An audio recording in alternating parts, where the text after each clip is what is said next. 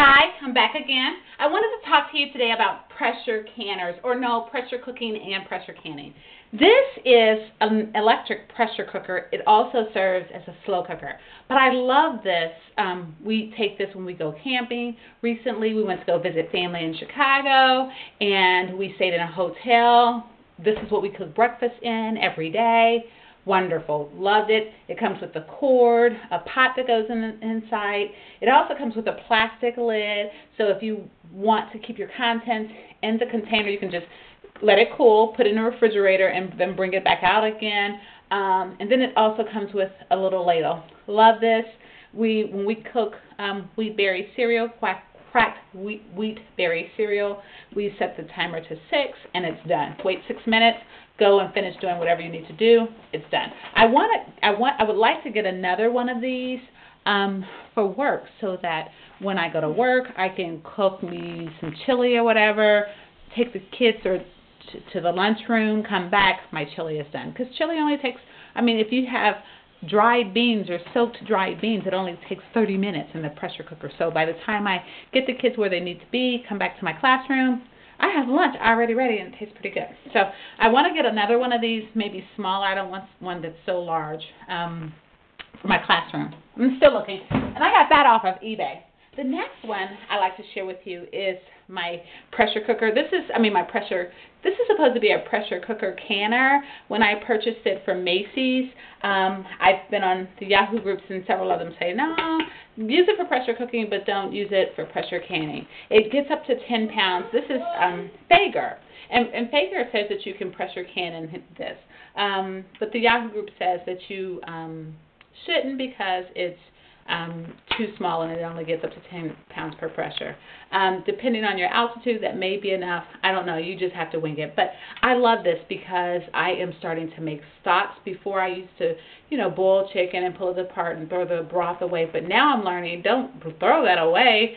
Can it? So lately I've been I'll boil the chicken and make a nice stock, and then I'll freeze the chicken into little baggies so that I can use them in different other recipes. But then I use the broth for canning. But anyway, I like this because it came in a 5-piece set. I think I paid like $100 for it. I got this. This also serves as a pressure cooker, and then it has the lid. It has a glass, and this lid has a rubber ring on it. And then it has a glass lid, and it also has a strainer or another piece that goes with it. I forgot, but I love that for every day. This is a find that I just found for my girlfriend.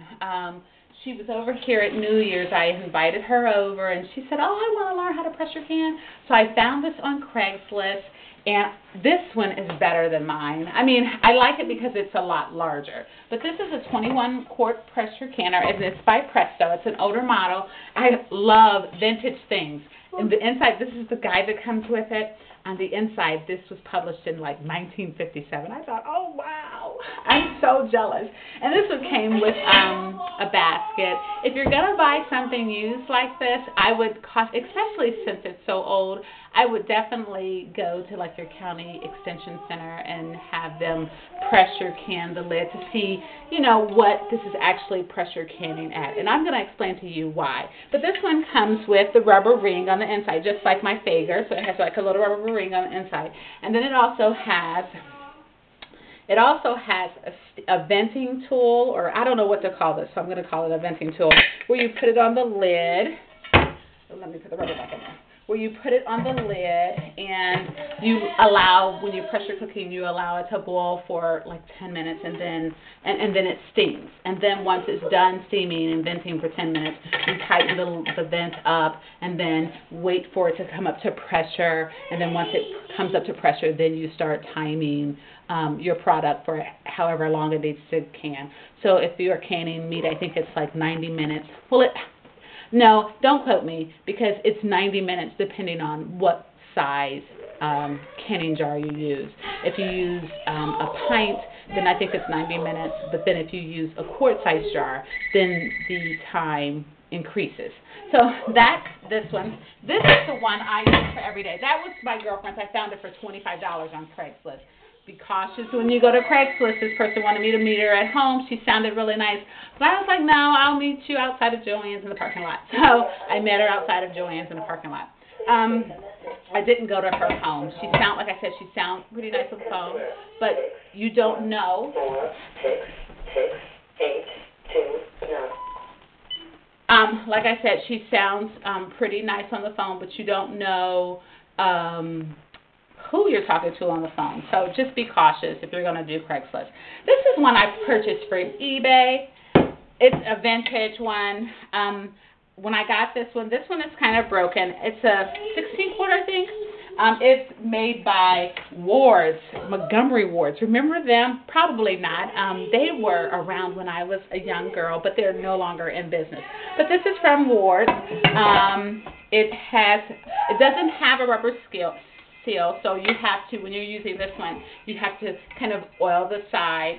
And then it has a way to vent here. But this pressure gauge was off. And this is why you want to go to the County Extension Center, because this one was off. The County Extension Center said it was about 4 pounds off. So, adjust my cooking and my pressure canning by 4 pounds. So that's really good to know, because if I had